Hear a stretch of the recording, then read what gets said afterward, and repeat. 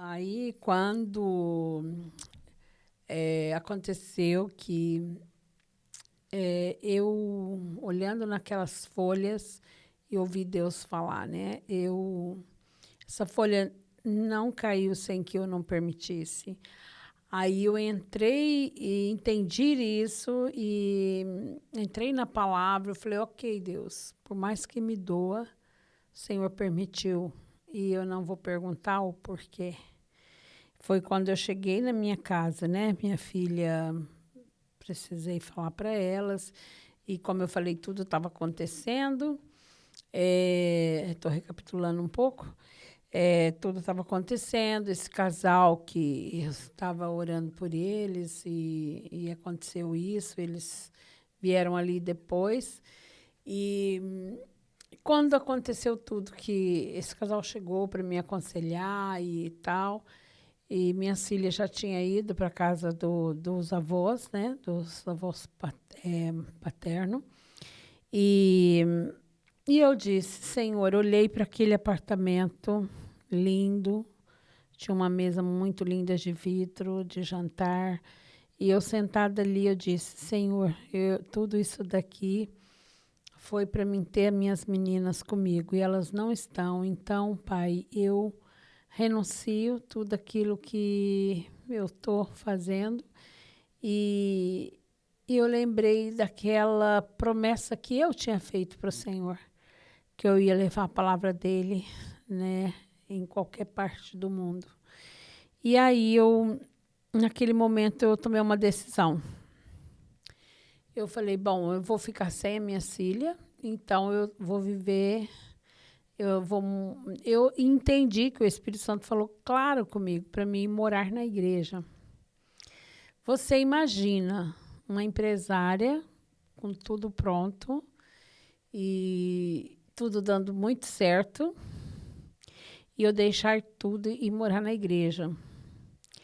Aí eu chamei minhas filhas, né, no outro final de semana, elas estiveram comigo, e eu chamei as 3 e disse, olha, eu vou morar na igreja. Eu vou desfazer desse apartamento, dos móveis, de tudo, e eu vou morar na igreja. Elas já estavam assim com 12, 13 anos, entrando na adolescência, sabe como que é esse período, né? Um período que elas querem receber, né?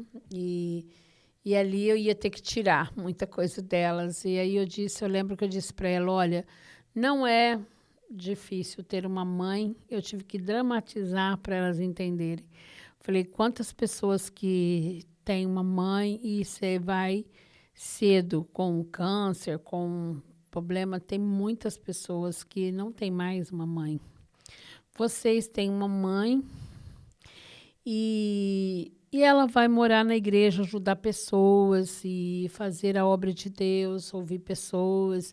Isso é importante, né? Vocês não entendem isso agora, estou abrindo mão de tudo para realmente viver ali para Deus. E é importante isso, mesmo que vocês não entendam agora, né? É melhor ter uma mãe ali servindo as pessoas do que ter uma mãe com um problema psiquiátrico, internado, num hospício. Eu dramatizei para que elas entendessem aquilo que Deus estava falando no meu coração, para deixar tudo, né?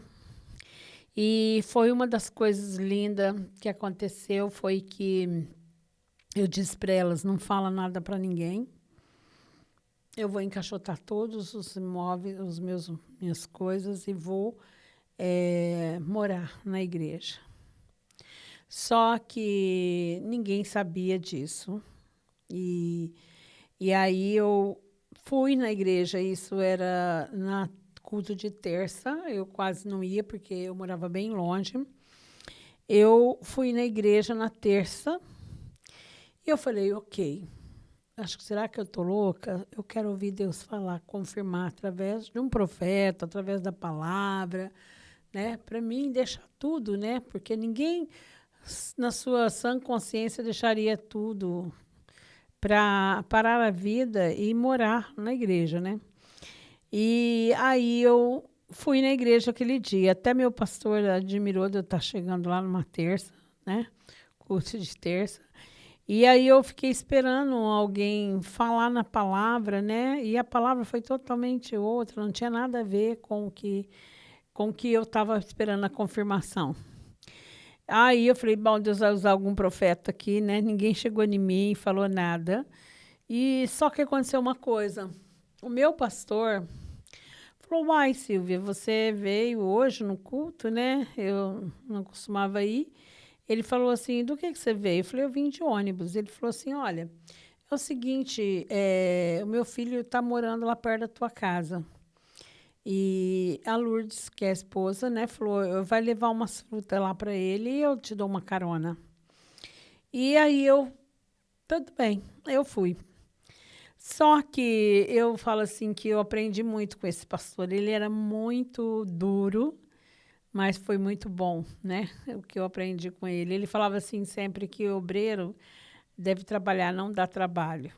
Então, todas as minhas coisas, ele já sabia, situações, tudo que eu já tinha falado, né? Dessas confusões, briga de tribunal e tal, tal. Ele já sabia. Mas aí era essa última audiência, né? Que tinha acontecido. Eu nem falei nada. Eu me lembro que nós paramos na casa do filho primeiro. A esposa desceu para levar essas frutas e eu fiquei dentro do carro esperando. E ele virou para mim, meu pastor, hein? Virou para mim e falou assim: E aí, Silvia, como é que tá as coisas?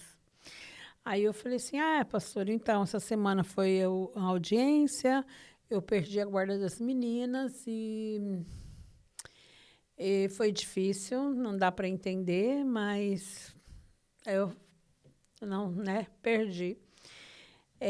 Só que eu não vou lutar mais, eu falei. Eu não vou mais lutar por advogados e nada, eu cansei. Ele virou para mim e falou assim, bem tranquilamente. Falou, Silvia, sabe, vai morar no templo. Eu achei estranho, porque ele falou, faça como Ana. Como Ana. E eu pensei na Ana, mãe de Samuel. Ana não morava no templo. Aí tinha me esquecido da Ana, né? Da outra Ana, né? Que estava morando no templo, esperando Jesus, né? Ali, a saber que o Messias tinha nascido e era uma mulher que tinha dedicado. Ele falou: faça como Ana, vai morar no templo, vai ajudar pessoas, vai ouvir pessoas, vai. Achei estranho. Falei: meu Deus, esse homem não está falando por ele mesmo, não. E aí ele disse para mim assim: olha, só. Ele falou, a igreja tinha acabado de mudar para um lugar novo e tinha bastante salas grandes. E naquele tempo tinha uma sala grande que ele colocava meninos que estavam se recuperando de droga e tal. Que já tinha recuperado, estava lá, né? E ele disse assim: olha, tem uma sala bem grande lá, eu vou fazer uma parede, eu vou pedir para um pastor amigo nosso lá, que é pedreiro, ele vai fazer uma parede, o pastor Joaquim vai fazer uma parede lá.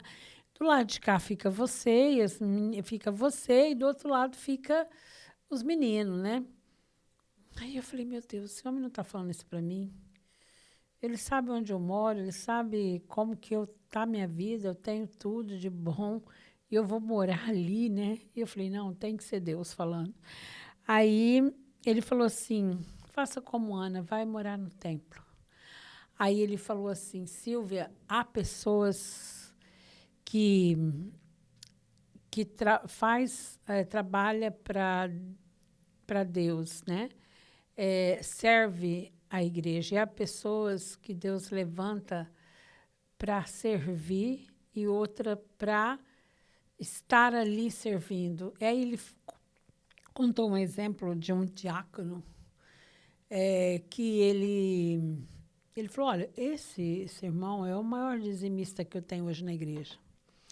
Ele fez, ninguém sabia, era um homem simples. Ele falou assim, olha, ele fez um propósito com Deus que cada metro, ele era um pedreiro, cada metro que ele fizesse de cimento, de coisa, ele ia doar coisas para a igreja, para Deus. Então, ele falou, olha, esse irmão hoje tem aquele caminhão de cimento, ele está muito bem. Então, há pessoas que servem à igreja. Então, para isso, Deus levantou ele. Agora, outras que têm que estar lá, né? Aí, eu simplesmente falei, uau, e eu vou estar ali servindo. Eu lembrei que Ana fazia isso, né? Orava para as pessoas, atendia as pessoas no templo. Mas só que ele não sabia. Ele falou assim: vou fazer essa parede lá e você vai morar lá, né? Tá. Aí eu fui, mexeu em casa, falei: meu Deus, Deus falou, agora eu tenho que. Mas ele não sabia que o meu trem já estava pronto, encaixotado. Aí no outro dia eu liguei para a esposa e falei: irmã, eu estou com as caixas tudo prontas já. Eu ainda não vendi nada, porque não deu tempo. Eu primeiro queria a confirmação de Deus. Aí, sobre a conversa que a gente teve ontem, né, com o pastor, eu estou com tudo pronto. Era hora de almoço, ele estava na mesa e ele disse assim: fala para a Silvia que eu vou mandar um caminhão lá e pegar tudo que tem, e ela vem para cá, para a igreja. E tem lugares ali para pôr as coisas dela, devagar ela vai vendendo. E assim aconteceu. Chegou o caminhão, pegou todas as minhas coisas, eu fui morar na igreja. Quando eu cheguei para morar na igreja, foi um outro episódio assim tremendo, porque muita gente me conhecia já como empresária. E quando eu cheguei lá, essa parede não estava pronta ainda, né? Porque foi resolvido logo ir. E aí eu fiquei dentro de um lugar dormindo, numa livraria com muitos livros antigos. Eu tenho alergia, eu espirrava o tempo todo. E eu dormia ali pelo chão. Algumas pessoas ficaram sabendo, essa igreja era uma igreja de 3.000 pessoas na época. E muita gente estava sabendo que eu estava morando na igreja. E o olhar das pessoas era de piedade por mim. Coitada, muitos pensou, ela faliu, ela perdeu tudo, não tem onde morar e está morando aqui. Mas eu tinha uma alegria dentro, que, assim, olha, eu estava cumprindo aquilo que eu tinha prometido ao meu Senhor. Eu não sabia se era o jeito certo ou não, mas eu estava cumprindo eu parte daquilo que eu tinha prometido. E eu deixei tudo e fui morar. E eu sei que muitas pessoas não entenderam, muitas pessoas vinham e falavam assim: meu Deus, eu queria ter a mão que você tem. E estaria trabalhando, fazendo. Eu queria saber fazer as coisas que você faz. Como assim? E outras pessoas com dó me davam um apartamento, ofereciam apartamento, lugar para mim morar. Eu era muito querida na igreja. Mas aí eles não sabiam que eu estava feliz. Eles estavam tristes, achando que eu estava numa situação má, mas eu estava feliz, porque é quando você faz algo para Deus, você não vê o obstáculo, você fala: meu Deus, eu estou feliz por ter tomado essa decisão e pronto.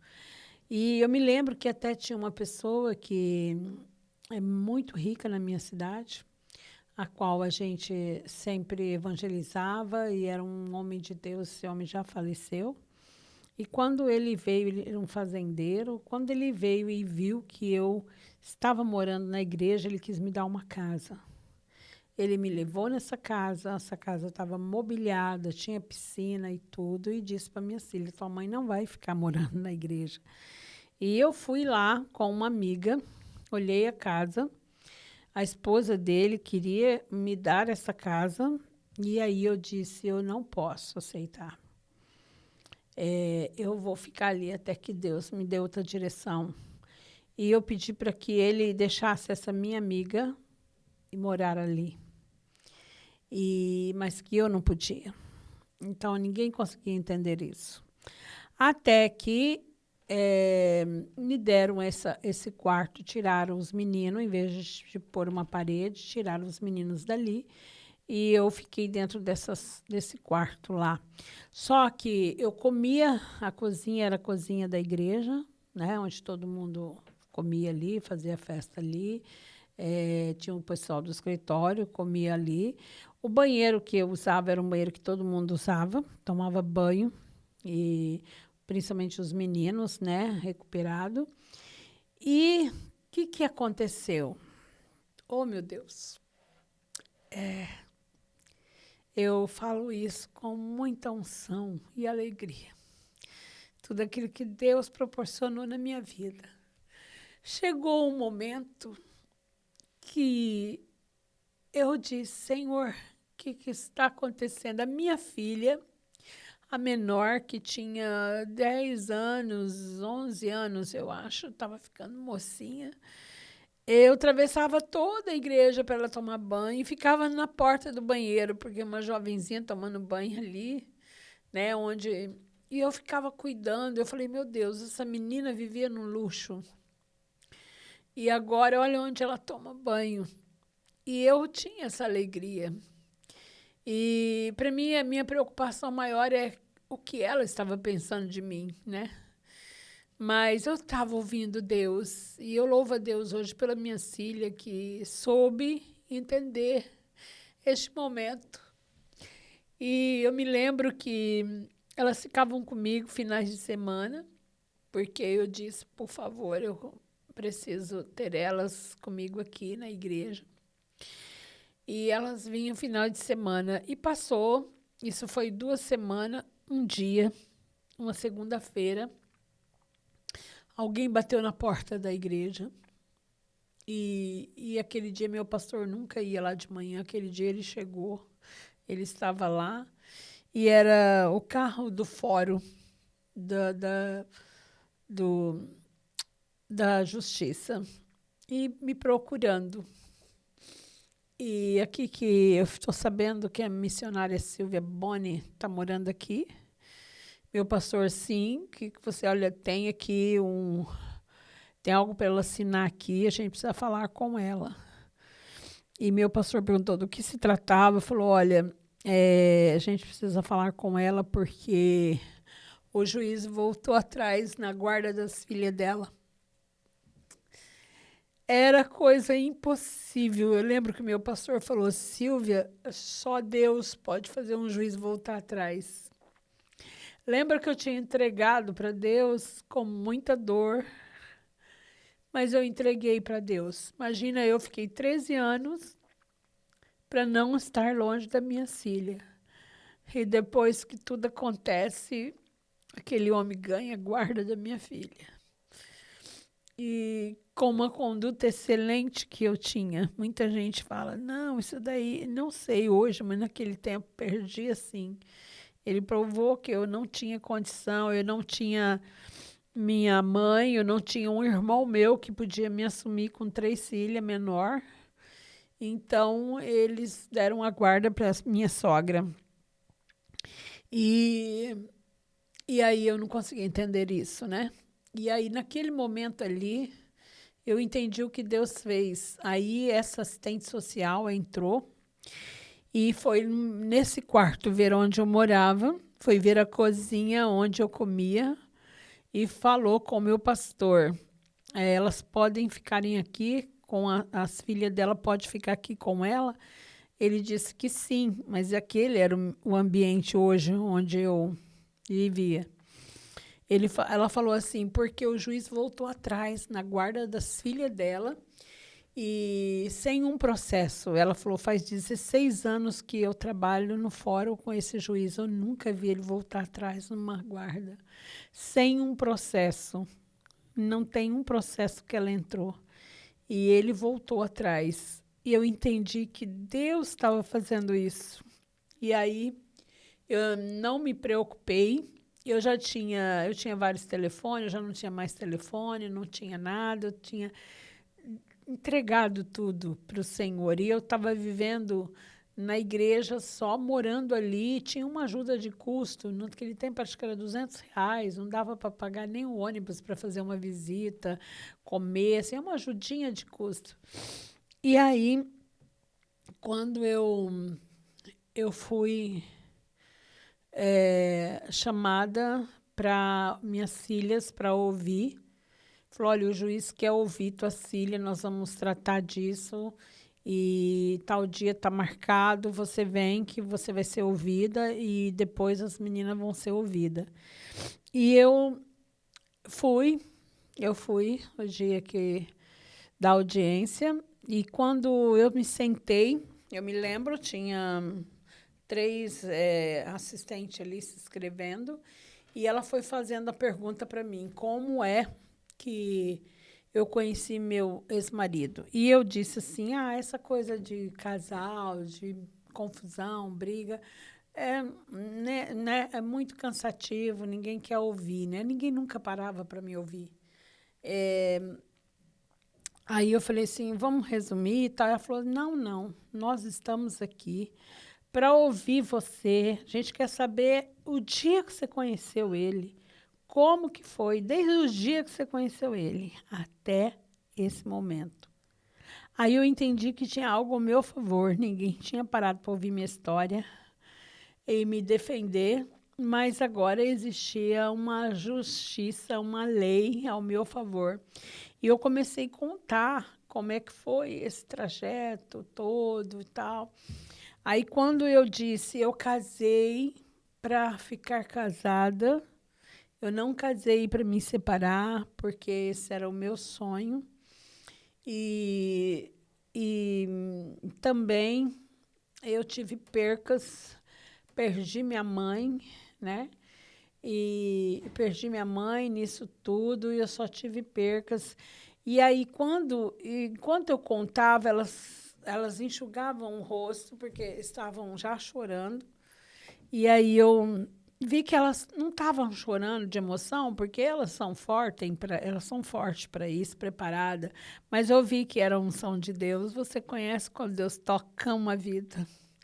E eu vi que elas estavam sendo tocadas por Deus. E quando ela perguntou para mim, eu tive lá na igreja, eu vi onde que você está morando, eu vi a cozinha, vi tudo. E eu sei que você é missionária. E ela virou para mim e disse, o que faz uma missionária? O que é missionária? E eu respondi pelo Espírito. Eu disse, missionário ajuda pessoas que tiveram perca a se recuperar.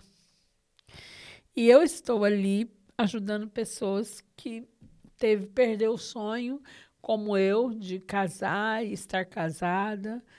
Perdeu o sonho de ter uma família, né, que era tudo que eu queria, uma família unida, não tem mais.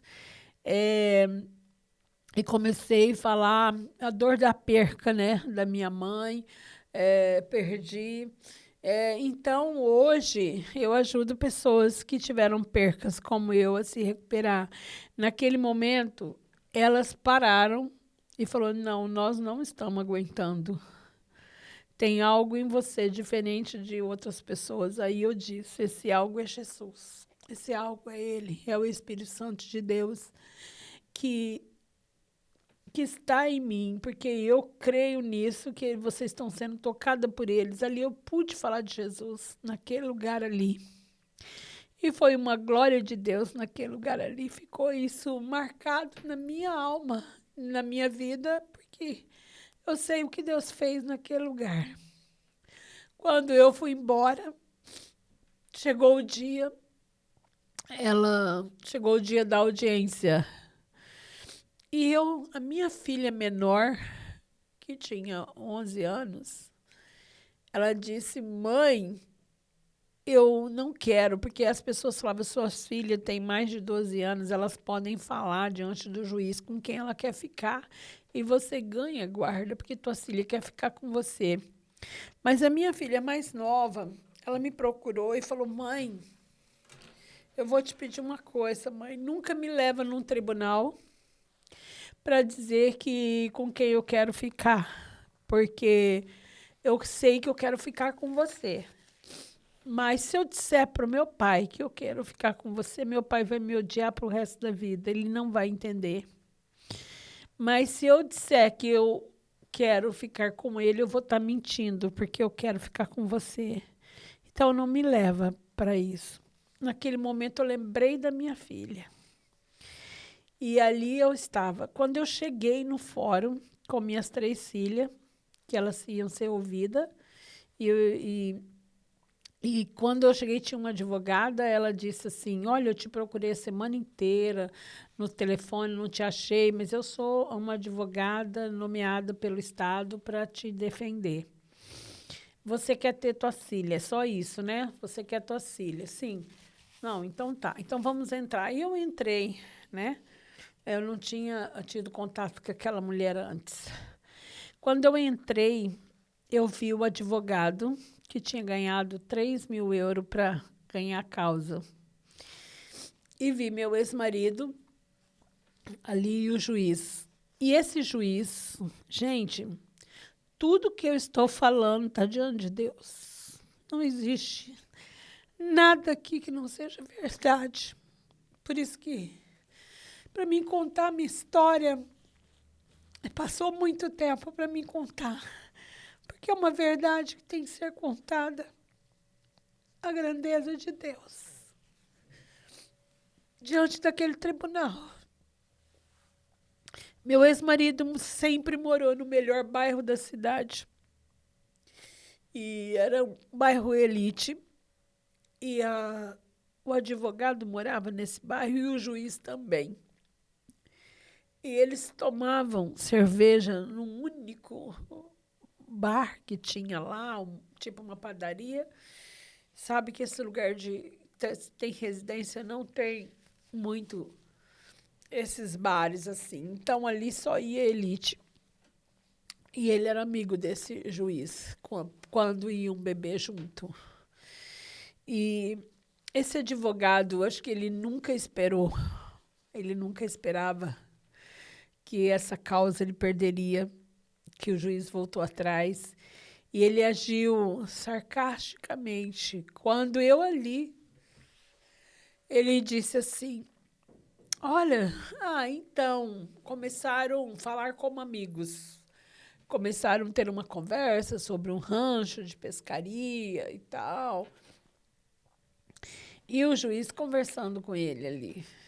De repente, ele falou assim, olha, é o seguinte, então, Sua Excelência, a senhora Silvia está aqui, sabe? Ela e o Sr. Valdir são amigos. Eles são amigos. Eu olhei assim e falei, meu Deus, esse homem nunca foi meu amigo. É uma pena, né, seu juiz? Você vê, Sua Excelência.